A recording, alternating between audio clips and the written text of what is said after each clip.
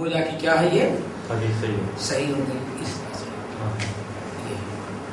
تو یہ 1000 سال تک تقریباً یہ کام نہیں ہوتا، ہمیشہ ہوتا رہا، نہیں ہوتا رہا. اچھا علمانی ساتھ پہلے بہت سارے لوگ کرتے رہے. یہ ہے کہ ہر صدی میں ہر وقت ایسے لوگ پیدا ہوتے رہتے ہیں. اللہ نے اس وقت علمانی صاحب کو پیدا کیا. ان سے پہلے علامہ شیخ احمد شاکر بہت زبردست تھے ماشاء اللہ. احمد شاکر یہ چکر کیا چلا ہے، اس صدیوں سے لوگ بالکل صحیح اور ضعیف کی تمیز اٹھا کر کے چلتے رہتے تھے. سب سے پہلے امام شوکانی ہیں جنہوں نے حافظ ابن حجر وغیرہ کے بعد، حافظ ابن حجر کے بعد انہیں 8ویں صدی ہجری کے بعد امام شوکانی پہلے محدث ہیں جنہوں نے کوئی حدیث نقل کی تو اس حدیث کی صحت اور ضعف پر کلام کیا، ورنہ سب خاموش ہے. تو برابر امام شوکانی ہر حدیث نقل کرتے ہیں نیل الوطار کے اندر، تو وہ اس پر کلام کرتے ہیں. حافظ ابن حجر کے بعد یہ اتنا دل کے درمیان میں خلا تھا. پڑھتے تھے، پڑھاتے تھے، توجہ نہیں تھی، بس نقل کرتے تھے. امام شوکانی شروع. امام شوکانی کے بعد مولانا عبدالرحمان صاحب مبارک پوری ہیں، علماء اہل حدیث میں سے مولانا عظیم آبادی ہیں. ان لوگوں نے ترمذی کی شرح لکھی، ابو داؤد کی شرح لکھی، تو باقاعدہ صحت اور ضعف کا اپنے علم کے مطابق کیا کرتے رہے، نقل کرتے رہے. پھر ان لوگوں کے بعد احمد شاکر پیدا ہوئے. احمد شاکر رحمۃ اللہ علیہ نے بہت اس پر زور دیا، بہت گہری نظر تھی ان کی ماشاءاللہ، فقہ میں بھی، حدیث میں بھی، متون پر بھی، روات میں بھی، سمجھ گئے نا، بہت گہری نظر تھی ماشاءاللہ. پھر اس کے بعد البانی صاحب، البانی صاحب ان تمام لوگوں میں سب سے زیادہ کتابیں دیکھ کے آرام ہو گیا. ہاں اور کچھ وہ مطلب تھوڑی تھی. اعوذ باللہ من الشیطان الرجیم، بسم اللہ الرحمن الرحیم.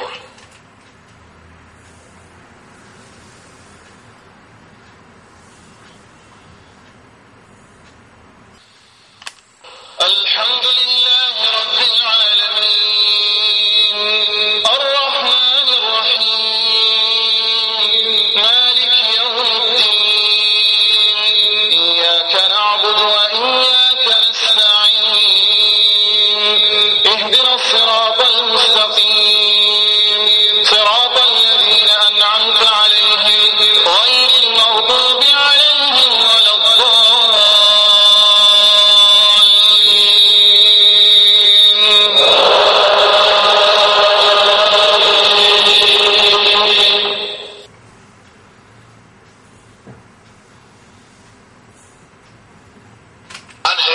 امام بخاری رحمت اللہ علیہ. امام بخاری کو محدثین کی جماعت میں ایک خاص مقام حاصل ہے. امام بخاری وہ شخص ہیں جنہوں نے رسول اللہ صلی اللہ علیہ وسلم اور صحابہ کرام رضی اللہ عنہم کی احادیث اور روایات جمع کر عظیم کام انجام دیا. اس کام میں انہوں نے اپنی زندگی کی آسائش، آرام، دولت سب کچھ قربان کر دیا. اس کام میں جو کامیابی امام بخاری کو حاصل ہوئی وہ کسی دوسرے محدث کے حصے میں نہ آ سکی. اس لیے آپ امام المحدثین اور امیر المومنین فی الحدیث قرار پائے. ان کی پرکھی ہوئی احادیث پر مکمل وثوق کا اظہار کیا گیا. آپ نے یہ کام انجام دے کر جفاکشی کی ایک مثال. مسلمانان عالم آج امام بخاری سے خاص محبت رکھتے ہیں. جن احادیث پر بخاری کا حوالہ نظر آ جائے آنکھیں بند کر کے اس پر اعتماد کرتے ہیں. ان حالات میں ایسے شخص کے حالات کون جاننا پسند نہیں کرے گا. لہذا یہ کہنا بالکل بجا ہے کہ یہ کیسٹ عام نوعیت کی قیمتی ترین کیسٹ ہے. تو آئیے سنتے ہیں امام بخاری.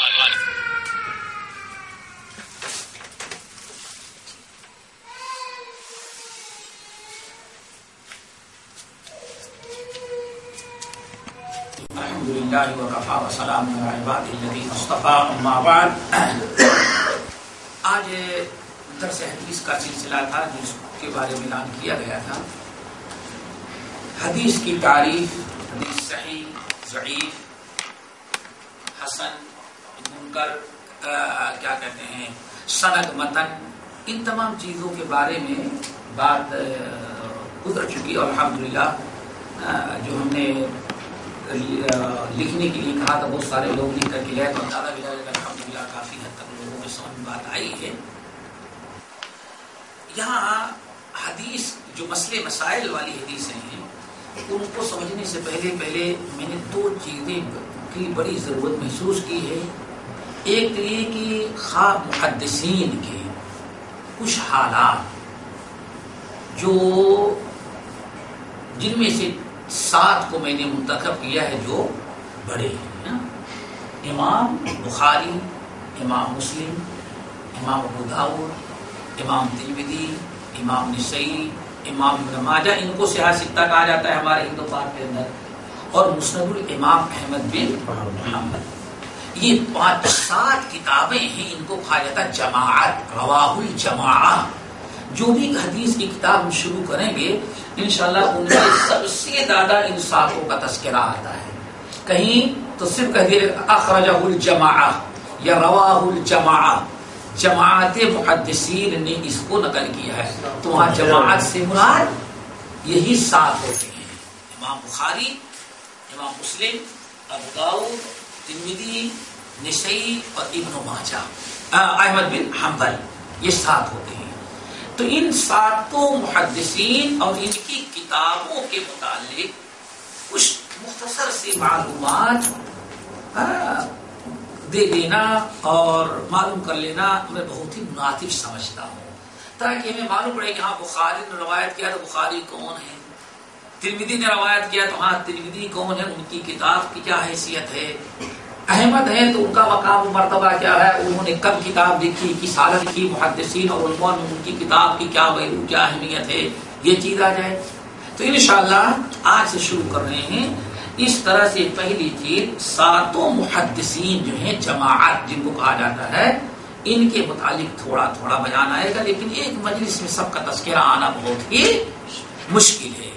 دوسری چیز، ان 7 کے مکمل ہو جانے کے بعد ایک موضوع یہ بڑا اہم ہمارے سامنے یہ بھی ہے جو انشاءاللہ ہم چاہتے ہیں کہ آپ لوگوں تک پہنچا دیں، جن کو کہا جاتا ہے تدوین حدیث.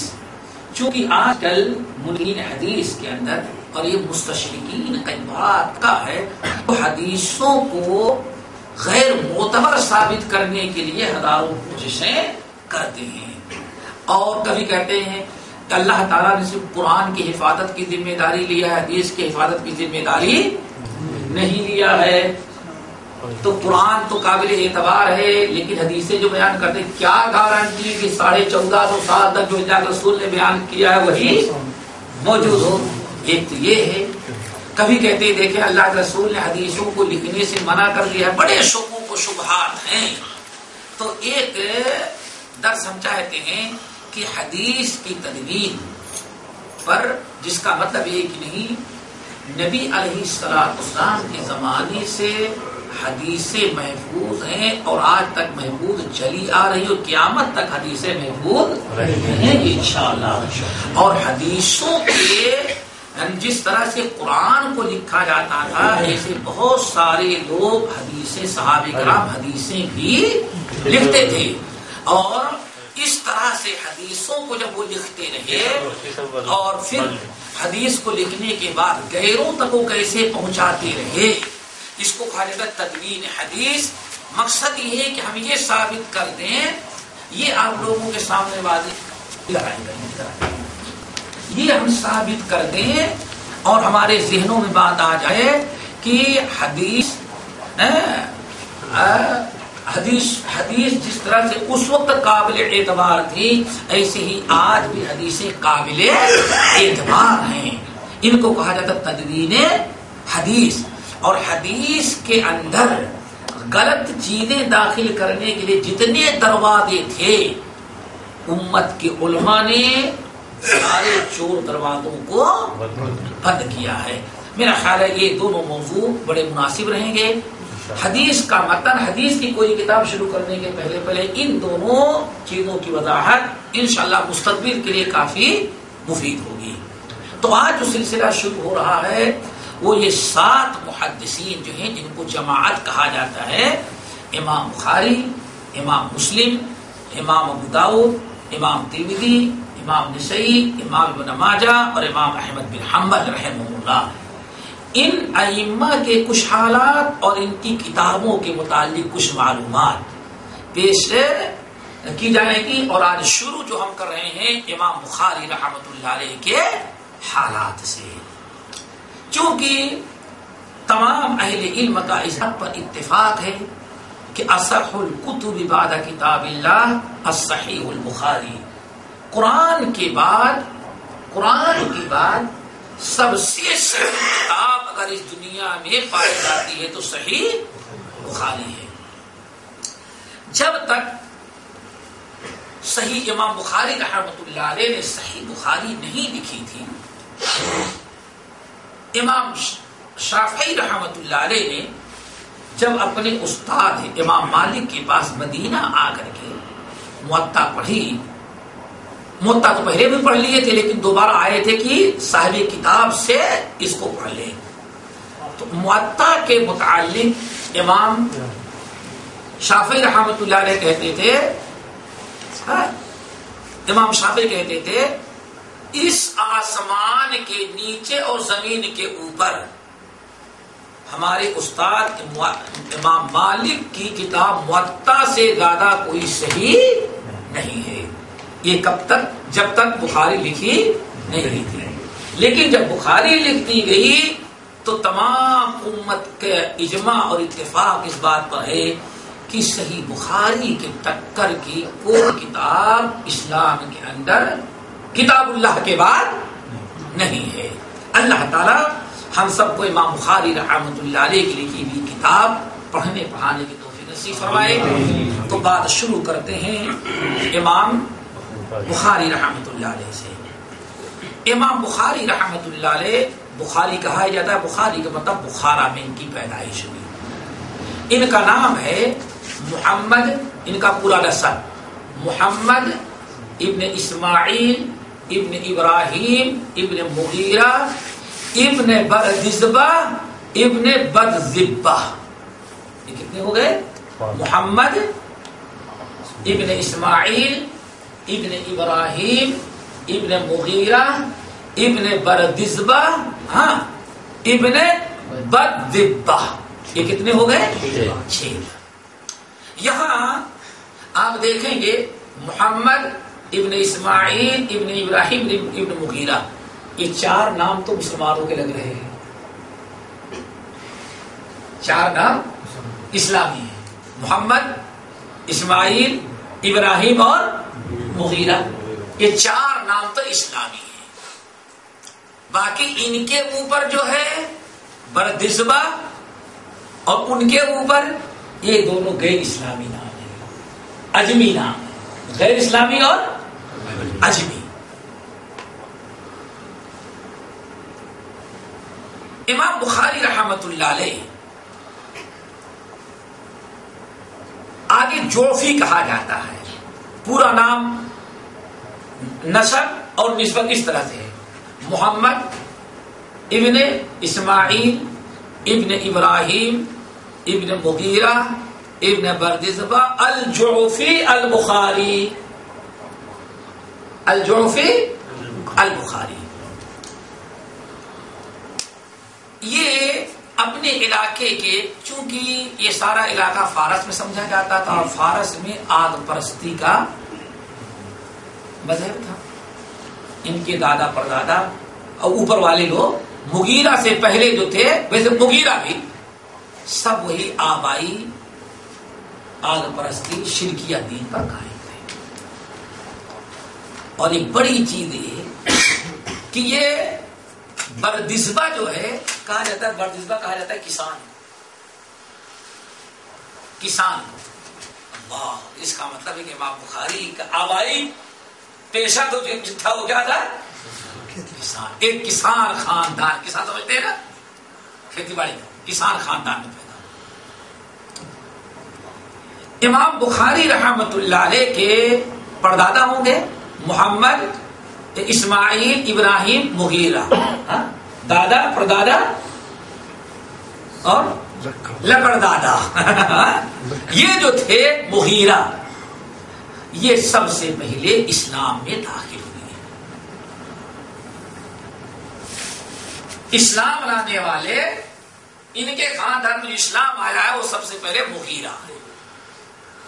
اور اسلام انہوں نے قبول کیا ہے یمان جوفی جو حاکم بخارا تھا اس کا نام تھا یمان ابن جوفی. یمان جوفی کہا جاتا تھا. مغیرہ رحمت اللہ علیہ کھیتی باڑی کسان کے بیٹے تو تھے ہی، وہاں سے آئے اسلام قبول کیا. تو اسلام قبول کیا تھا حاکم بخارا کے ہاتھوں پر. حاکم بخارا چونکہ جوفی تھا اور دستور یہ ہے جب بھی کوئی غیر مسلمان ہوگا تو جس کے ہاتھ پر مسلمان ہوگا اگر اسے اپنی کوئی نسبت جوڑتی ہے تو اس کی نسبت جوڑتا تھا، جس کو کہا جاتا ولا. کیا؟ ایک ہے نسب اور دوسرا نسب نہیں ہے بلکہ کیا ہے؟ ولا. اسی لیے امام بخاری رحمت اللہ علیہ کے خاندان کو اب پرانے شرکیہ خاندان کی طرح منسوب کرنے کے بجائے کدھر کہہ دیا جاتا ہے؟ جوفی. محمد ابن اسماعیل ابن ابراہیم ابن مغیرہ الجوفی. حاکم بخارا نے جب دیکھا کہ یہ اسلام لانے کے لیے ہمارے ہاں چل کر کے ہمارے ہاتھ اور بیٹے اسلام کر رہا ہے تو بخارا ہی میں اس نے ان کو آباد کیا اور مغیرہ وہیں رہنے لگے اور یہ شہر بخارا کے ایک باشندے بن گئے. پھر مغیرہ سے جو اولاد پیدا ہوئی بیٹا نام رکھا انہوں نے ابراہیم. حضرت امام بخاری رحمۃ اللہ علیہ کے دادا ہو گئے. پھر ابراہیم سے بیٹا پیدا ہوا تو دیکھو ترتیب دیکھو.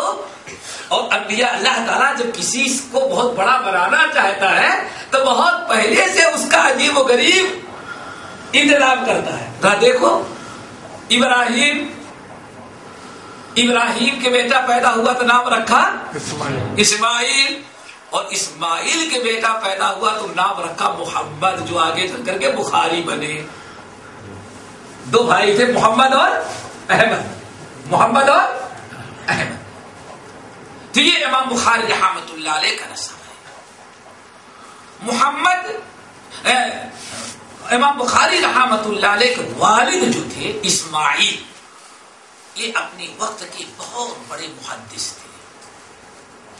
یہ بڑے علماء جو امت میں گزرے ہیں لوگ ایسا بہت کم ہوتا ہے کہ باپ بھی اعلیٰ درجے کا ہو اور بیٹا بھی. ایک تو بہت مل جائیں گے بیٹا بہت بڑا عالم لیکن باپ تھا لیکن اتنا نہیں. اور کبھی بیٹا بہت بڑا عالم رہا لیکن اولاد پیدا ہوئی عالم تو بنی یہ تو بنی نہیں اور بنی تو اس لائق نہ بنے باپ کے صحیح وارث نہ بن سکے. لیکن امام بخاری رحمت اللہ علیہ کے فضائل میں اور ان کی خصوصیات میں یہ نقل کیا جاتا ہے کہ امام بخاری رحمت اللہ علیہ کے والد جو اسماعیل رحمت اللہ علیہ تھے وقت کے بڑے محدث اور امام مالک کے خاص شاگرد تھے. امام مالک کے خاص شاگرد تھے. حضرت اسحاق ابن راہوے محمد وغیرہ کے ساتھ بیٹھنے والے ہی تھے. انہوں نے بہت بڑی تجارت اپنا کاروبار رکھا تھا اور دنیا میں اپنے وقت کے یہ سب سے بڑے محدث بخارا کے سمجھے جاتے تھے امام اسماعیل رحمۃ اللہ علیہ. انہی سے امام بخاری رحمۃ اللہ علیہ پیدا ہوئے اور انہوں نے اپنے بیٹے کا نام رکھا محمد نہیں بخاری. یہ بڑی عجیب سی چیز ہے. ہم لوگوں کے یہاں امام تو بہت پہچانتے لیکن اماموں کا نام نہیں جانتے. ابھی پوچھا جائے تو میں سمجھتا ہوں 80% شاید امام ابو حنیفہ کا نام نہیں بتا سکیں گے. ہاں بس امام اعظم بول دیں گے, سب کچھ بولے, 1000 کرامتیں بیان کر دیں گے, لیکن نام نہیں. یہی معاملہ امام شافعی کا ہے. امام شافعی کا نام کیا ہے وہ ذرا سا بہت ہی مشکل سے لوگ مانتے ہیں. محمد ابن ادریس. امام بخاری کا نام محمد. امام بخاری رحمت اللہ علیہ کے بارے میں آتا ہے کہ ان کی ماں یعنی ان کی بڑی خاص تربیت رکھی تھی, چونکہ بچپنے ہی میں والد کا انتقال ہو گیا. ماں بڑی دیندار, پرہیزگار, عبادت گزار, تقوی شعار تھی. انہوں نے اپنے دونوں بیٹوں کی تربیت بڑی توجہ سے کی, اور یہ بھی بہت بڑی خوبی ہے بھائی. اگر غور کیا جائے تو دنیا کے اندر جتنے باکمال لوگ گزرے ہوئے ہیں, کہیں نہ کہیں پیچھے ان کے پیچھے جو کرم فرمائی ہوتی ہے کسی نہ کسی نیک عورت کی کرم فرمائی ہوتی ہے. امام بخاری رحمۃ اللہ علیہ کی بڑی اچھی تربیت تھی. کہا یہ جاتا ہے کہ امام بخاری رحمۃ اللہ علیہ پیدا ہونے کے بعد بچپنے ہی میں ان کی بینائی ختم ہو گئی تھی, بالکل نظر نہیں آتا تھا. لیکن ماں بڑی دوڑ دھوپ کی علاج معالجہ, بڑے بڑے حکیم ڈاکٹر کے پاس گئی, لیکن سب نے جواب دے دیا کہ بینائی واپس آنے کا کوئی چانس اب نہیں ہے. لیکن انہوں نے اللہ تعالیٰ سے دعا مانگنا نہیں چھوڑا. یہی خاص ایک نیک عورت کا ہی مقام ہے. دنیا نے مایوس کیا ہے لیکن ابھی ماں مایوس نہیں. وہ برابر دعا مانگتی, روتی, گڑگڑاتی, اور فکر رہتی کہ اللہ تعالیٰ میں جب تک ہوں اپنے بچے کی حفاظت کر لوں, میرے بعد میں مر جاؤں اس اندھے بچے کی کون دیکھ بھال کرے گا. بہت روتی تھی, بڑی دعائیں مانگتی تھی. تو خود کہتی ہیں کہ ایک دن میں سوئی ہوئی تھی تو میں خواب کے اندر دیکھتی کیا ہوں کہ ابراہیم خلیل اللہ ہمارے سامنے کھڑے ہیں اور کہتے ہیں کہ اے محمد کی ماں یعنی بخاری کی ماں, تم نے بڑی دعائیں مانگی اور تم نے بہت اللہ تعالیٰ سے عاجزی انکساری کی. اللہ تعالیٰ نے بچے کے حق میں تمہاری دعا کو قبول کر لیا ہے. امام بخاری رحمۃ اللہ علیہ کی ماں کہتی ہیں جس رات میں نے خواب دیکھا تھا صبح اٹھے تو کہتے ہیں واقعی ہم نے اپنے بچے کو بینا پایا.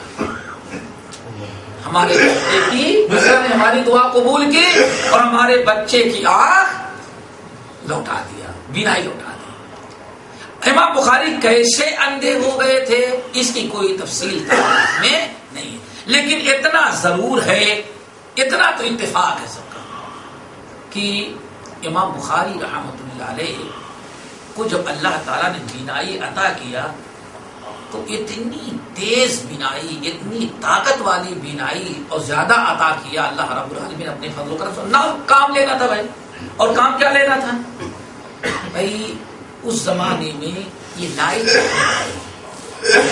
چراغ بہت مشکل سے میسر آیا کرتا تھا, اور جو کام اللہ تعالیٰ کو لینا تھا, جتنی کتابیں لکھنے کی ضرورت تھی صرف دن آدمی نہیں لکھ سکتا تھا, رات بھر جھگڑا پڑتا تھا, اور اتنی استطاعت اور اتنی لائٹ کا انتظام نہیں تھا کہ یہاں ہر وقت جہاں بیٹھے وہاں وہ لائٹ ہو.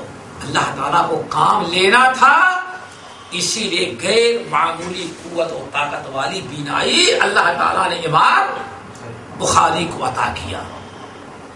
اسی لیے کہا جاتا ہے کہ امام بخاری رحمۃ اللہ علیہ نے تاریخ کبیر لکھی. تاریخ کبیر آج میں نے بھائی موٹی 9 جلدوں میں حیدرآباد سے چھپی تھی. کتنی جلدوں میں؟ موٹی اتنی موٹی. کتنی جلدیں؟ 9 جلدوں میں. اس کو کہا جاتا تاریخ کبیر سب سے پہلے حیدرآباد سے چھپی 9 جلدوں میں. آج اگر چھاپی جائے تو اور 18 جلدیں ہو جائیں گی. آج چھپائی کا کاغذ کا بڑا معیار بڑھ گیا. اور کہا جاتا ہے 40,000 آدمی. کتنے بھائی؟ 40,000 آدمی حدیث کے راوی جو ہیں، حدیث کے جو سند میں راوی آتے ہیں کتنے؟ 40,000 لوگ راویوں کا تذکرہ. کتنا؟ آدمی سوچ نہیں سکتا. اتنا زیادہ راویوں، اتنے نام آئے ہیں، اتنے لوگ تذکرہ کیا. اور جن محدثین علماء کا تذکرہ ہے اس میں اپنے باپ کا بھی تذکرہ کیا ہے. باپ کا نام اسماعیل. اچھا، پھر وہ پورے راوی جو ہیں کہاں پیدا ہوا، کب پیدا ہوا، کب بڑا ہوا، کس سے اس نے علم حاصل کیا، اور کہاں کہاں یہ سفر کیا، اور کتنی حدیثیں اس نے یاد کی، اور لوگ اس وقت جو موجود تھا اس وقت کے علماء کا کیا خیال اس کے بارے میں پوری تفصیل. یہ جو 9 جلدوں میں لکھی ہے تاریخ کبیر، تمام اہل علم کہتے ہیں چاہے 9 جلدیں لکھ ڈالی لیکن امام بخاری کو چراغ میسر نہیں ہوا. اللہ کو کام لینا تھا بخاری سے، اسی لیے بینائی لوٹائی تو اتنی تیز لوٹائی کہ پوری تاریخ کبیر کو انہوں نے مسجد نبوی میں بیٹھتے چاندنی رات ہوتی اور چاند کی روشنی میں تاریخ کبیر کو انہوں نے مرتب کیا ہے. انسان تصور نہیں کر سکتا. اور حج میں ماں اور بھائی احمد نے لوٹا دیا اور تاریخ کبیر کی محبت میں وہیں بیٹھ کر لکھنا شروع کر دیا. دن میں بہت سارے کام رہتے ہیں، دن میں بھی لکھتے، لیکن رات کو سفر کی حالت ہے، چراغ کی کمی، تو چاند کی روشنی جو ہوتی تھی اسی میں ساری رات بیٹھ کر کے اس کا مسودہ تیار کرتے، مراجعہ کرتے، نوٹ کرتے، لکھتے. اس طرح سے اللہ نے ان کی بینائی عطا کی. امام بخاری رحمت اللہ علیہ کے متعلق اس لیے بہت سارے محدثین کہتے ہیں بڑی خوبی یہ ہے فقد ربی فی حجر العلم حتی ربا ورتنا. بخاری بڑے خوش نصیب تھے، پرورش پائے تو علم کے گود میں. باپ اتنا بڑا محدث چلا گیا، کتابیں گھر میں بھری پڑی، اور اللہ اکبر ورتضع صدی الفضل، اللہ نے اس خاتون کا دودھ بھی نصیب کیا تو اس خاتون کا جو تہجد گزار و اعلیٰ درجے کی تقویٰ شعار تھی، یہاں تک کہ بچپنا مکمل. امام بخاری رحمت اللہ علیہ اس کے بعد فوراً مکتب میں امام بخاری کی ماں نے لے جا کر کے بیٹھا دیا. کس نے بیٹھا دیا؟ مکتب سمجھتے ہیں وہ الگ سے پڑھانے پرائمری، بیٹھا دیا. چلو بھائی پڑھنے کے لائق ہو گئے، جاتے پڑھتے. لیکن امام بخاری رحمۃ اللہ علیہ کہتے ہیں ہماری ماں نے ہم کو بیٹھا دیا وہاں. آج کی اسلام کیا قاعدہ بغدادی پڑھنے کے لیے تھا؟ آج کی اسلام یہ کیا قاعدہ؟ ہم کو تو بیٹھا دیا ناظر قرآن اور قاعدہ بغدادی پڑھنے کے لیے مکتب میں. بھائی اس وقت بھی علمیوں کے قرآن پڑھنے کا کوئی نہ کوئی راستہ تھا نا، وہی طریقہ سمجھ لو. مکتب میں بیٹھا دیا، لیکن کہتے ہیں اللہ اکبر، ماں نے تو بیٹھا دیا. امام بخاری رحمۃ اللہ علیہ کے بڑے ایک شاگرد ہیں محمد بن ابی حاتم وراق. یہ امام بخاری رحمۃ اللہ علیہ کے ساتھ سفر آدھا میں رہتے تھے، ہر بات امام بخاری کی نوٹ کرتے جاتے تھے، نقل کرتے جاتے تھے. ایک دن پوچھا، امام بخاری نے کہا میاں الہم تو حفظ الحدیث وانا فی المکتب. اللہ اکبر. کہتے ہیں میں تو جب پرائمری پڑھا تو مکتب میں میری ماں نے بیٹھا تو اسی وقت اللہ نے ہمارے دل میں حدیث کا شوق پیدا کر دیا. کہ محمد یہ کب تک پڑھتے رہو گے؟ جلدی پڑھو، تمہیں آگے حدیث بھی یاد کرنا ہے.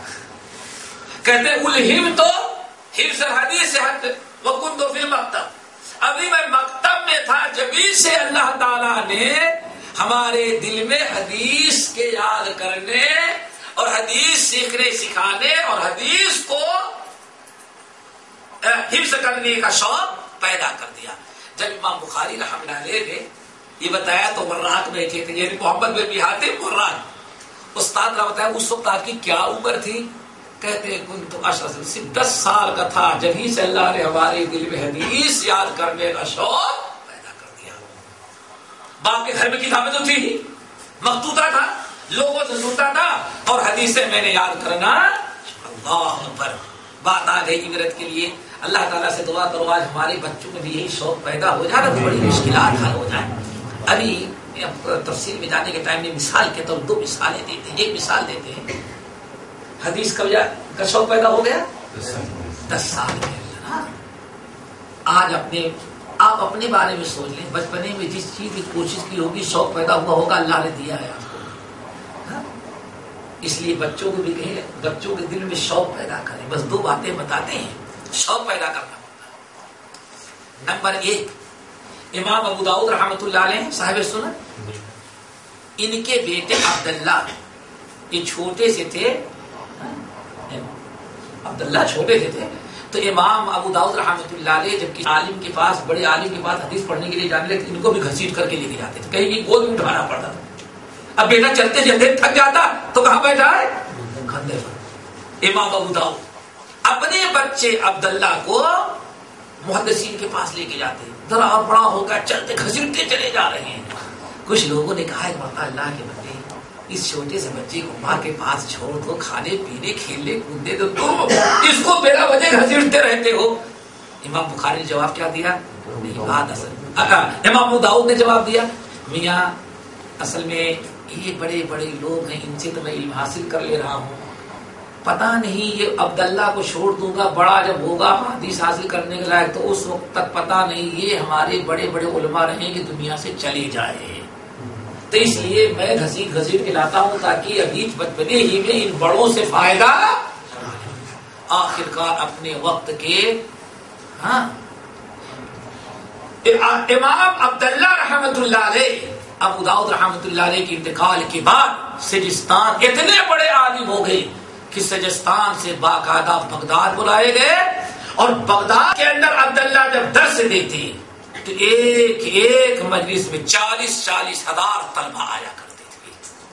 یہ ساری برکت تھی بچپنے سے شوق پیدا ہو. نمبر 2، پچھلی صدی جو بھی گزری ہے، اس دور حاضر میں نواب صدیق حسن خان بھوپالی رحمۃ اللہ علیہ جو تھے، یہ سب سے بڑے عالم حدیث کے سمجھے گئے عالم بھی، اور دنیا میں حدیث کی نشر و اشاعت، مصر سے کتابیں لانا، مکے سے کتابیں لانا اور لا کر ترجمہ کروانا، تحقیق کروانا، شرح لکھنا، مختصر کروانا اور پھر چھپا کر کے بھیجنا. معلوم پڑ گیا کہ ہاں فلاں جگہ دنیا میں ایک عالم ہے. نواب صاحب ایڈریس لیتے اور کتاب اس کے نام پارسل بھیج دیتے، اس بیچارے کو پتا بھی نہیں کہ ہمارے لیے حدیث کی کتاب آ رہی ہے. اتنا حدیث کا شوق کیسے پیدا ہوا؟ بس کہتے ہیں کہ ہمارے باپ کی کتابیں رکھی تھی، ان کی کتابیں جو سردی کے بارش کے موسم میں باہر سکھانے کے لیے ڈال دی جاتا تھا، ان حدیث کی کتابوں کو بڑا شوق سے الٹتا تھا، پلٹتا تھا، دیکھتا تھا، بڑا دل چاہتا تھا کہ کاش کی ہم کو پڑھنا آتا تو یہ کتابیں میں پڑھ لیتا. ایک تو شوق ہوگا، کہتے بالکل چھوٹا سا کھیلنے والا بچہ. اسی اسنا میں کہتے ہیں حیدرآباد سے مولانا ولایت علی صادق پوری رحمت اللہ علیہ پٹنہ واپس جا رہے تھے، جو ان کی والدہ کا انتقال ہو گیا تھا. تو کیسے جا رہے تھے؟ بلوغ المرام ساتھ میں رکھ کر کے اور قرآن پاک کا ترجمہ چلے جا رہے ہیں. جہاں مسجد آ گئی وہاں بلوغ المرام کی حدیث کا درس دینا اور قرآن کی تفسیر بیان کرنا. بیان کرتے کرتے حیدرآباد سے چلے تو بھوپال پہنچ گئے اور وہاں ملاقات ہو گئی نواب صدیق حسن خان بھوپالی سے. شوق دلایا کتابوں کو پلٹتے ہوئے، بیٹے ایک کتاب بلوغ المرام ضرور پڑھنا. اللہ اکبر. کہتے ہیں وصیت تھی، شوق پہلے سے تھا. الحمدللہ کہتے ہیں میں نے بلوغ المرام پڑھا، یاد کیا، اور دنیا میں سب سے بڑی شرح اللہ نے بلوغ المرام کی ہم سے لکھوائی. تو شوق ہونا چاہیے. میرا امام بخاری کی بات چل رہی تھی، کیا کہا؟ 10 سال کا تھا جبھی سے اللہ نے ہمارے دل میں حدیث یاد کرنے کا شوق اور جذبہ پیدا کر دیا. چلے حدیث یاد کی. اس وقت بخارا میں ایک بہت بڑے عالم تھے جن کو کہا جاتا علامہ امام داخلی رحمت اللہ علیہ. شہر بخارا میں سب سے بڑا حلقہ درس انہی کا تھا. پوری دنیا سے لوگ حدیث حاصل کرنے کے لیے ان کے پاس آیا کرتے تھے. دیکھو یہ خاص ذہن میں رکھیں، اللہ تعالیٰ کو جب کسی سے کام لینا ہوا تو کس طرح سے اس سے کام لیا. نابینا تھے، بینا بنایا، اور بینائی بھی بے مثال پاور والی. پھر مانے مکتب میں بیٹھایا، اللہ تعالیٰ نے دل میں شوق ڈال دیا. اور 10 سال کی عمر ہے، اب آگے بڑھو. حدیث کا شوق تھا، اب حدیثیں یاد کرنے لگے. چند سالوں میں اتنی زیادہ حدیثیں انہوں نے یاد کر لیا، اللہ اکبر. اب یہ ہوا کہ بھائی یہ سب سے بڑا حلقہ درس جو ہے ان کے یہاں پوچھو. کون؟ امام داخلی، یہ بخارا کے سب سے بڑے محدث سے. ان کے آ گئے سارے ماشاءاللہ بڑے لوگ. ایک چھوٹا سا کم سن بچہ بھی آ کر کے بیٹھ گیا اور حدیث کے روایت کرنے. استاد امام داخلی حدیث بیان کر رہے تھے. حدیث بیان کرنے کا طریقہ یہ ہوتا تھا کہ آدمی زبانی یاد کرتا تھا، لکھا ہوا تھا رکھ دیتے اندر، لیکن زبانی یاد کرا رہے ہیں، زبانی پڑھا رہے ہیں. علامہ داخلی رحمت اللہ علیہ شاگردوں کو ہزاروں کی تعداد میں لوگ حدیث پڑھ رہے، نوٹ کر رہے ہیں. امام بخاری خالی ہاتھ بیٹھے ہوئے تھے. استاد نے کہا قال سفیان، قال سفیان یعنی سفیان، سوری اللہ اکبر، کیا کہا سفیان نے؟ عن ابی الزبیر عن ابراہیم. سند بیان کی. کیا بیان کیا؟ ریکارڈ سے سننا. عن سفیان عن ابی الزبیر عن ابراہیم. سارے لوگ نوٹ کر رہے تھے. امام بخاری کھڑے. استاد یروی ابو زبیر عن ابراہیم. یہ ابو زبیر جو ہیں انہوں نے ابراہیم سے حدیث نہیں نقل کی ہے.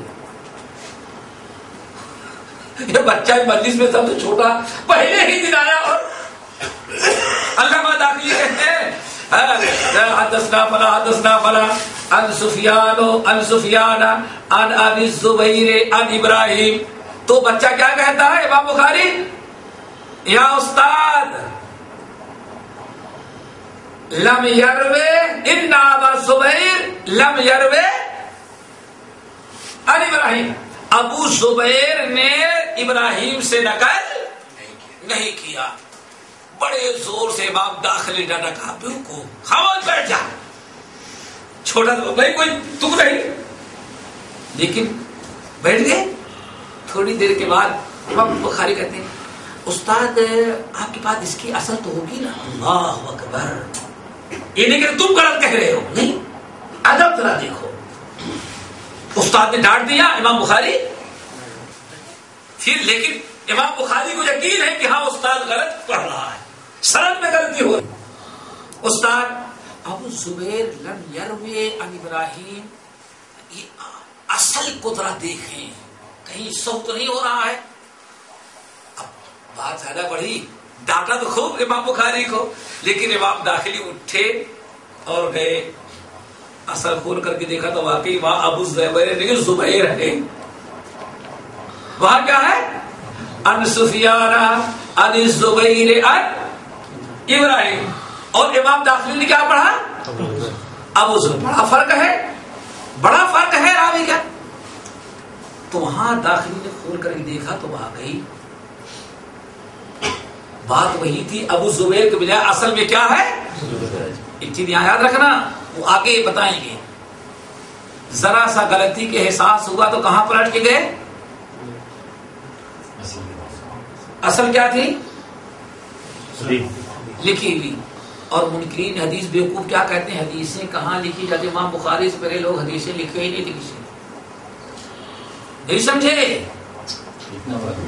کتنے بڑے دجال، کتنے بڑے دھوکے باز ہیں یہ. سوچو ذرا سا، حدیث لکھی تھی اور امام داخلی نے بھی لکھا تو اپنے استاد سے نقل کیا، لکھا تھا. ایسا نہیں کہ ہاں حدیثیں زبانی ہی چلتی، نہیں زبانی نہیں، زبانی تو تھی اور لکھی بھی. اگر کہیں اختلاف ہوتا تھا تو حفظ کے بجائے کس پر اعتماد؟ تحریر پر. امام داخلی گئے اندر، الماری کھولی، نسخہ اٹھا تو مار گئی. اب بڑی حیرت میں ہے کون یہ، اس کی بات کہاں سے نکلوایا؟ آئے تو کھڑے ہو کر کے پوچھتے کیف ہوا یا غلام؟ اللہ اکبر. لڑکے ذرا بتا، نہ بڑے ہیں نہ داڑھی والے نہ موچھ والے، بھی کمزور ہے. یا غلام ذرا بچے، اے لڑکے بول کیا ہے اصل میں؟ اللہ اکبر. امام داخلی نکلے اور ہزاروں کا مجمع ہے. امام بخاری جو بھی بچے تھے پوچھتے ہیں امام داخلی کیف ہوا یا غلام؟ غلام ہاں بتا کیا ہے؟ تو امام بخاری کہتے ہیں ان سفیان ان الزبیر ہوا ابن عدی. اللہ اکبر. ہوا ابن عدی ان ابراہیم. ابو زبیر نہیں ہے، زبیر ہیں، اور زبیر کے باپ کا نام ابن عدی، زبیر کے باپ کا نام عدی ہے. جو استاد راوی کے ساتھ راوی کے باپ کا نام بتا دے. کیف ہوا یا غلام؟ بچے ذرا بتا کیا غلطی ہے، سند اصلی کیا ہے؟ تو امام بخاری نے کہا ان سفیان ان الزبیر ہوا ابن عدی ان ابراہیم. اللہ اکبر. امام داخلی رحمت اللہ علیہ نے قلم لیا اور اسی وقت تصحیح کر لی اور پھر لوگوں سے کہا القول ما قال الغلام. محدث سے تو غلطی ہو رہی تھی لیکن بچے نے اصلاح کر دیا. یہ امام بخاری رحمت اللہ علیہ کا بڑا ہی ایک مشہور واقعہ ہے. اسی لیے حافظ امام بخاری کو اللہ نے اس قدر دیا. اب پوچھا کسی نے ایک موقع پر، پوچھا کسی نے حضرت آپ ذرا بتائیں یہ جو بچہ آپ اس وقت علامہ داخلی سے آپ نے بحث چھیڑ دی تھی، داخلی نے کہا ابو زبیر ان سفیان ان ابی زبیر، اور آپ نے کہا نہیں ان سفیان ان زبیر ابن عدی ان ابراہیم. اس وقت آپ کی کیا عمر تھی؟ امام بخاری نے کہا 10 ہماری عمر سے بھی 11 سال تھی. اس وقت ہماری عمر کیا تھی؟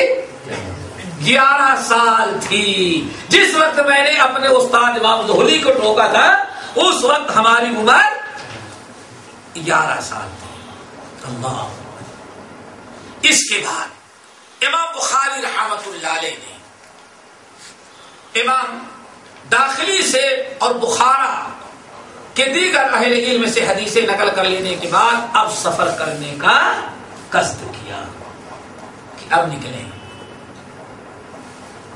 حدیث حاصل کرنے کے لیے. اب انہوں نے دنیا میں تقریباً مصر، بغداد، مکہ، مدینہ، یمن، چاروں طرف انہوں نے سفر کیا. کہتے بغداد میں کتنی مرتبہ گیا ہمیں یاد ہی نہیں رہ گیا ہے. لیکن سب کس کے لیے جاتے تھے میرے بھائی؟ صرف حدیث کے لیے. اور اس سفر میں امام بخاری رحمت اللہ علیہ اس قدر احتیاط برتتے تھے اور اس طرح سے اپنے دامن کو محفوظ رکھتے تھے کہ ذرہ برابر کہیں حدیث رسول لینے میں لوگ ہم سے کترائے نہیں. اس کا انہوں نے بڑا اہتمام کیا. اسی لیے جب آپ نے سفر کرنا شروع کیا، ایک مرتبہ آپ سفر کر کے جا رہے تھے اور کشتی کا سفر تھا، آپ کشتی میں بیٹھے ہوئے تھے.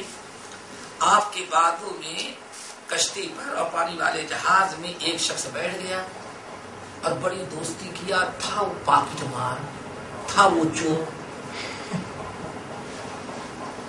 یہ پرانے ہیں. اور آج معلوم ہونا چاہیے کہ یہ باسو میں بیٹھ کر کے پاکٹ مارنے والے ہمیشہ بات کل مشہور ہے کہ انڈیا میں پاکٹ مار لوگ پلین کا سفر کر رہے ہیں. اس لیے اب پلین پہ جانا ہو تو سنبھالنا بازو میں کون بیٹھا ہونا. تو پاکٹ مار تھا وہ. امام بخاری کو ہمدرد بنا، دوست بنا، حضرت خدمت کر رہا ہے.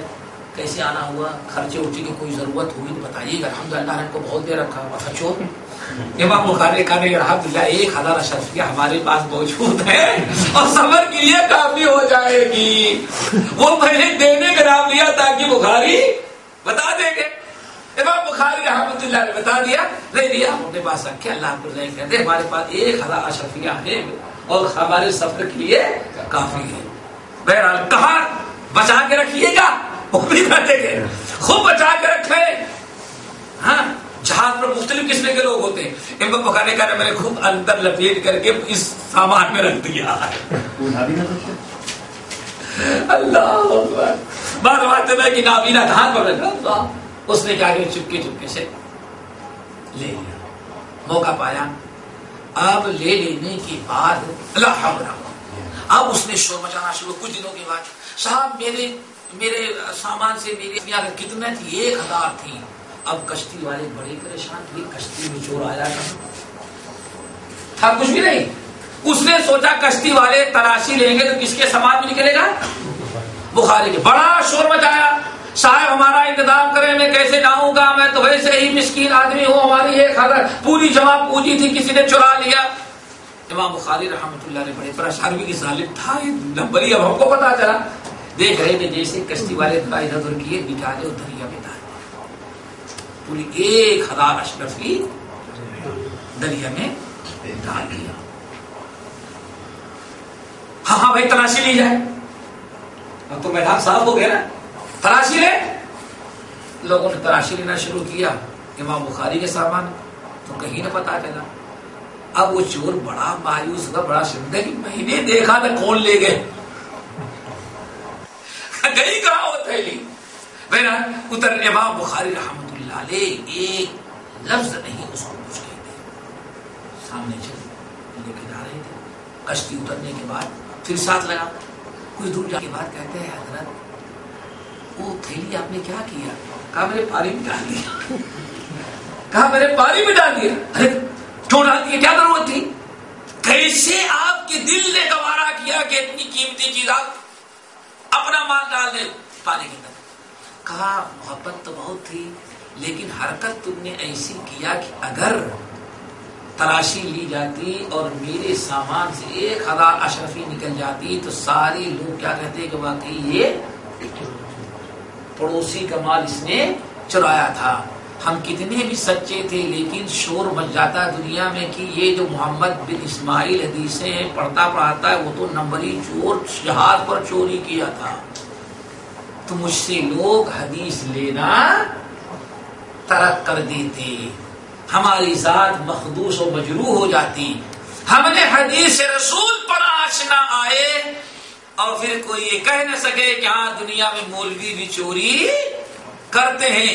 ہم نے اس عزت کو بچانے کی خاطر اس کو تھیلی میں ڈال دیا تاکہ ہماری عزت اپنی جگہ پر محفوظ رہ جائے اور لوگ ہم سے حدیث حاصل کرنے کے لیے آنے لگے.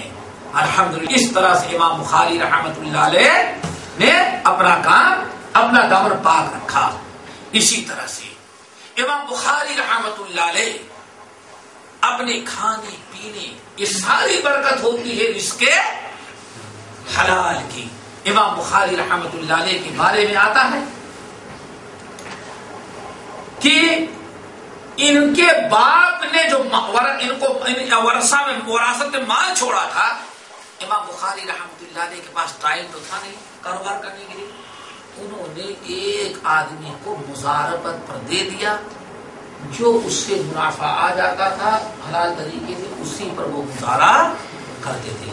اسی لیے امام بخاری رحمۃ اللہ علیہ کے والد امام اسماعیل رحمۃ اللہ علیہ اپنے مرض الموت میں جب بہت سارے لوگ اکٹھا تھے تو ابو حفص ان کا جو سب سے بڑا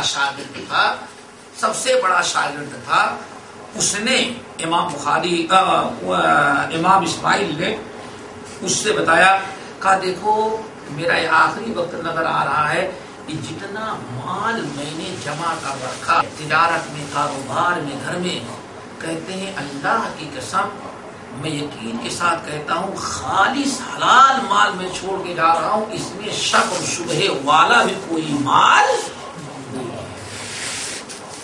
امام ابو حفص رحمۃ اللہ علیہ چوکنا ہوئے اور حیرت میں پڑ گئے کہ یہ آدمی اس طرح سے رزق حلال کا اہتمام کرتے۔ اسی لیے اہل علم کہتے ہیں امام بخاری نے پڑھا بھی اور کھایا بھی، استعمال بھی کیا تو خالص رزق حلال، حرام رزق کے قریب امام بخاری رحمۃ اللہ علیہ کبھی زندگی میں نہیں گئے۔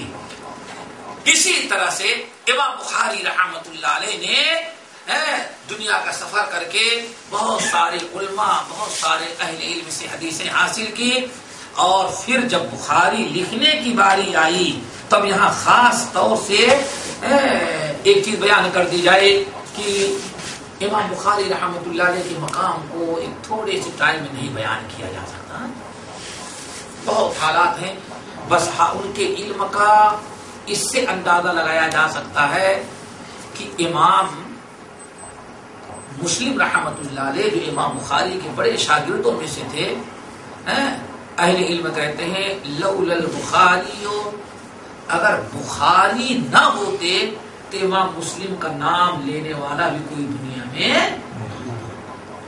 یعنی اشارہ کیا ہے؟ امام بخاری اپنے ہی نہیں، اپنے اس علم حدیث کے ذریعے امام مسلم رحمت اللہ علیہ جیسے لوگوں کو بھی دنیا کا اتنا بڑا حدیث کا عالم۔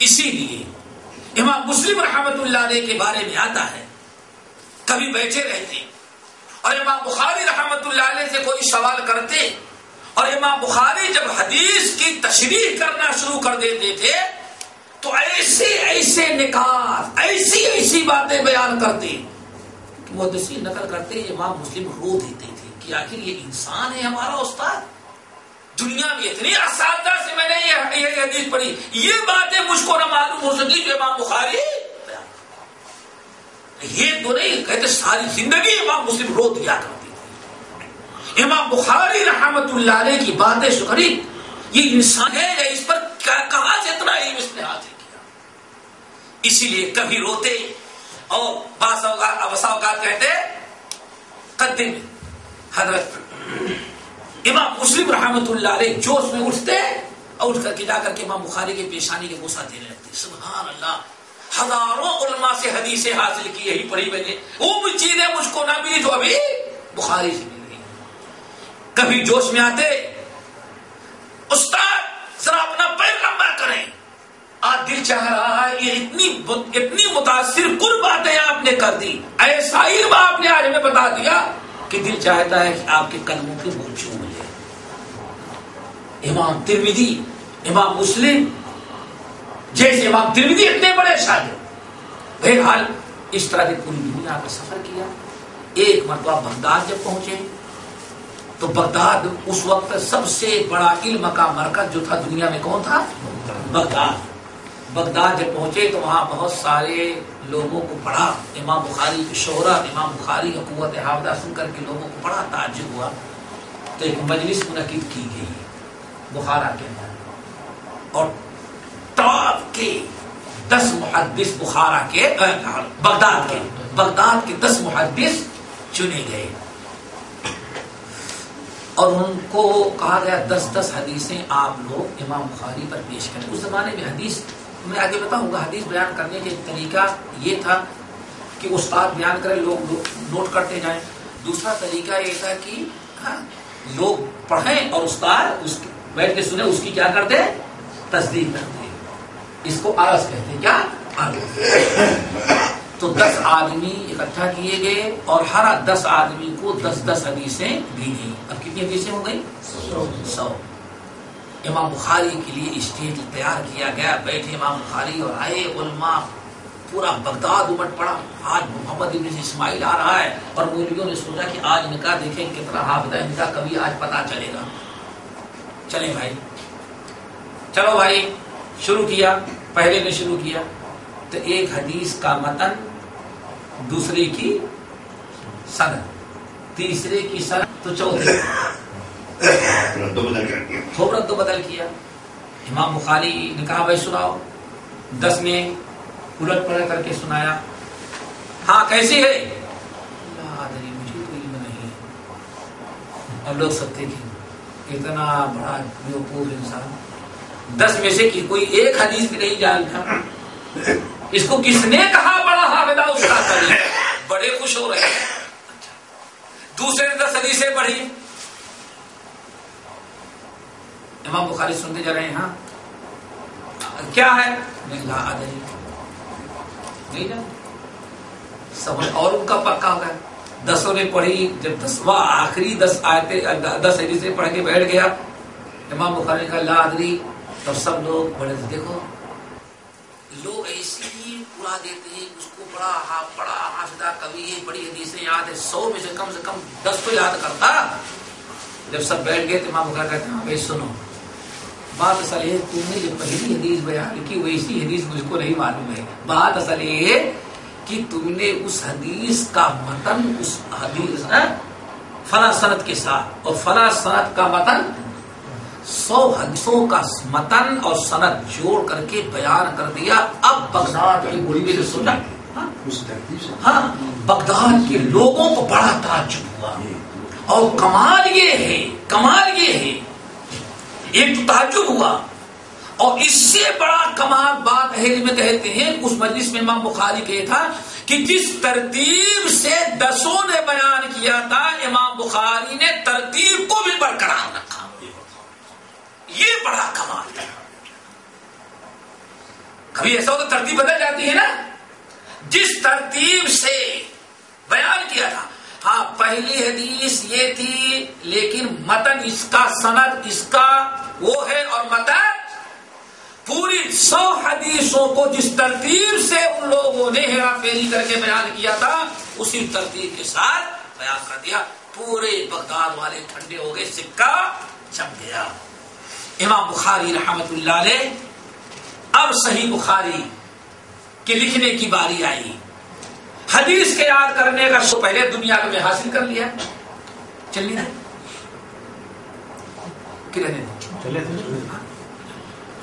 امام بخاری رحمت اللہ علیہ کہتے ہیں کہ ہمیں حدیث لکھنے کا جو شوق پیدا ہوا، صحیح بخاری حدیث لکھنے کا شوق تو اوجاد کرنے کا کہاں سے پیدا ہو گیا تھا؟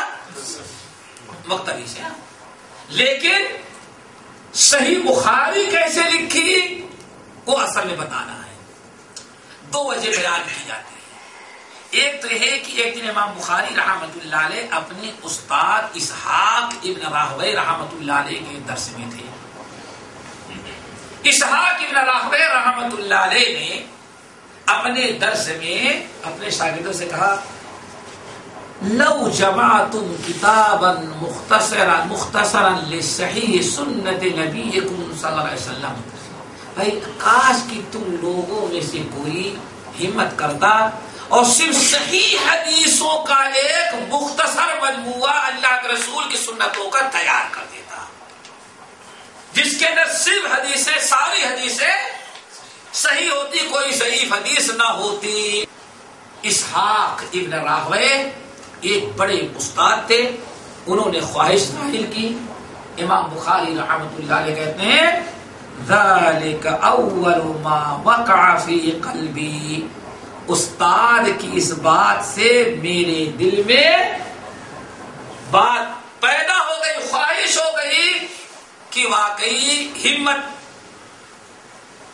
میں نے کی کہ واقعی اب کوئی صحیح حدیثوں کا ایک مجموعہ تیار کیا جائے۔ ایک سبب تو یہ ہے اسحاق بن راہوی کی رائے۔ دوسری وجہ یہ بیان کرتے ہیں امام بخاری رحمت اللہ علیہ کہ ایک دن میں سو رہا تھا، میں نے خواب میں دیکھا کہ نبی علیہ السلام لیٹے ہوئے ہیں، مکھیاں آپ کے اوپر بیٹھنا، مکھیاں، اور میں مورشن جاتے ہیں وہ جو مکھیوں کو اڑانے کے لیے پنکھا، باریک سب تو بہت ساری چیزیں ہوگی، پہلے وہ گھوڑے کے تن کے مانند اس سے تکلیف نہیں ہوتی، بالوں کی طرح میں موشن لے کر کے چاروں طرف سے مکھیوں کو بلا رہا ہوں کہ اللہ کے نبی تک کوئی مکھی نہ آ سکے. کہتے نیند ہماری کھل گئی. صبح میں نے اپنے بڑے بڑے اساتذہ اور معبرین خواب سے بیان کیا تو ان میں اکثر لوگوں نے کہا کہ بات اصل یہ کہ جھوٹے بہت پیدا ہو گئے. پتہ چلا کہ جھوٹے اس وقت بھی پیدا ہو گئے فضائل کے نام پر، فضائل کے نام پر. یعنی بھئی اللہ تعالیٰ بابا آدم کی توبہ کب قبول کیا؟ اللہ تعالیٰ جنت سے نکال دیا تو بابا آدم اور مائی ہوا 300 سال تک دنیا میں ایک دوسرے کو ڈھونڈتے رہے. 300 سال کے بعد بابا آدم کی نگاہ پڑی کہ عرش پر. اب دنیا میں تو عرش کہاں نظر آیا؟ لا الہ الا انت، لا الہ الا اللہ محمد رسول اللہ. پھر بابا آدم نے کہا اللہ ان کے طفیل سے ہماری دعا کو قبول کر لی. اللہ نے دعا قبول کر لی، توبہ قبول کر لی. حالانکہ قرآن کیا کہتا؟ فتلقى آدم من ربہ. اللہ تعالیٰ فرماتے ہیں آدم کو نے چند کلمات رب سے سیکھے، اور وہ کلمات کیا ہے؟ ربنا ظلمنا انفسنا. ایسی بہت ساری جھوٹی کہانیاں لوگوں نے شروع کر رکھا تھا. تو معبرین نے بتایا کہ بہت جو تم نے خواب دیکھا ہے اس کی تعبیر ہے کہ بہت سارے لوگ جھوٹی حدیثیں بیان کرتے ہیں، اور تم ایسی کتاب لکھو گے، ایسی خدمت کرو گے کہ صحیح حدیثوں کے ساتھ کسی ضعیف اور باطل حدیث کو ملنے نہیں دو گے. امام بخاری کہتے ہیں میں نے ٹھان لیا کہ ہاں یہ کام مجھ کو کرنا ہے. اس طرح سے صحیح بخاری کی تالیف امام بخاری رحمۃ اللہ نے شروع کیا، اور اس کے اندر 2 روایتیں ہیں. ایک تو یہ کہ امام بخاری رحمۃ اللہ علیہ کعبۃ اللہ حرم میں بیٹھ گئے، جب بھی کوئی حدیث لکھنا چاہتے پہلے غسل کرتے، وضو کرتے، 2 رکعت نماز پڑھتے، استخارہ کرتے، اللہ تعالیٰ سے دعا مانگتے اے اللہ تیری نبی کی حدیث میں نوٹ کر رہا ہوں، اس میں ذرہ برابر تو اللہ تعالیٰ ہمیں واضح کرا دے. جب کلی طور پر اطمینان ہو جاتا تو اس وقت امام بخاری اس کو لکھتے. اس طرح سے حدیث کا مجموعہ، اور پھر ہر حدیث غسل اور وضو کے اور 2 رکعت نماز کے بعد. اللہ. پھر اس کے بعد تراجم اور ابواب. تراجم کہتے ہیں جو مسئلہ بیان کرنے کے لیے ہیڈنگ قائم کی جاتی ہے. امام بخاری کی شاگرد کہتے ہیں کہ امام بخاری رحمۃ اللہ علیہ نبی علیہ السلام کے حجرے اور منبر مسجد نبوی میں بیٹھ کر کے، یعنی دونوں حرمین میں بیٹھ کر کے صحیح بخاری کی تعریف کی. حدیثیں تو کہاں نوٹ کر لیا تھا؟ نسخہ مسودہ تیار کی حدیثیں ہم کو نوٹ کرنا ہے، ہر حدیث پر 2 رکعت نماز. پھر یہ تراجم عنوان جو قائم کی، جن کو تراجم کہا جاتا ہے، یہ مسجد نبوی میں منبر اور حجرہ جس کو جنت کی کیاری کہا جاتا ہے بیٹھ کر کے یہ تراجم اور عنوان قائم کیے، اس سے مسئلے اخذ کیے. اسی لیے امام وراق رحمۃ اللہ علیہ کہتے ہیں ایک مرتبہ میں آپ کے ساتھ سفر میں تھا مسجد نبوی میں، ہم لیتے ہوئے تھے، اور امام بخاری رحمۃ اللہ علیہ کو دیکھا کہ رات کو اٹھتے ہیں اور اٹھنے کے بعد پرانے زمانے میں ایک تو کیا کہتے ہیں، آج وہ کیا کہتے ہیں بیماری تھی نا، پرانے زمانے میں بہت سارے طریقے تھے. کبھی پتھر کو رگڑتی تھی اس سے روشنی ہو جاتی تھی، کبھی لکڑیاں ہوتی تھی. کہتے ہیں کہ ایک رات میں کتنا؟ ایک رات میں میں نے دیکھا تقریباً 20 مرتبہ امام بخاری اٹھتے ہیں اور چراغ جلا کر کے کچھ نشان لگاتے ہیں، نوٹ کرتے ہیں، پھر لیٹ جاتے ہیں. اللہ اکبر. ایک رات میں. کہتے ہیں امام بخاری رحمۃ اللہ علیہ اپنے صحیح کی کتاب التفسیر جب لکھ رہے تھے، کتاب التفسیر جو ہے صحیح بخاری کی کتاب التفسیر لکھ رہے تھے، تو میں مسجد نبوی میں آپ کے ساتھ لیٹا ہوا تھا. کہتے ہیں اللہ اکبر، میں آپ کا خادم سفر حضر میں آپ کی خدمت کے لیے اپنی زندگی وقف کر رکھا تھا، لیکن استاد ہم کو جگہ نہیں تھے، خود اٹھتے بیٹھے ہوئے ہیں، ہم یہ سمجھتے تھے کہ سو رہے ہیں، ہم مطمئن ہیں، لیکن اٹھے، چراغ جلایا، کھولا اور اس پر نشان لگا دیا، کچھ لکھ دیا، پھر بجھا کر سو گئے۔ کہتے ہیں ایک رات میں میں نے تقریباً 20 مرتبہ امام بخاری کو اس طرح سے اٹھتے اور نشان لگاتے ہوئے۔ صبح میں نے پوچھا کیا ہے، کہا وہ کتاب تفسیر لکھ رہے ہیں نا، تو اس میں لیتے لیتے جو بات یاد آ جاتی فوراً اسی وقت اس کو نوٹ کر لیتا ہوں۔ آج تو لوگوں کو سونے سے فرصت نہیں، صرف کتاب تفسیر کے لیے کتنا، 1 گھنٹہ۔ اس طرح سے یہ کتاب مکمل ہوئی۔ اللہ تعالی ہم سب کو عمل کی توفیق نصیب فرمائے، ہمارے دلوں میں بھی حدیث حاصل کرنے کا شوق پیدا کر دے۔ باقی انشاءاللہ اگلے ہفتے تو درس قرآن کا ہوگا، اس کے بعد امام مسلم کا انشاءاللہ۔ چلو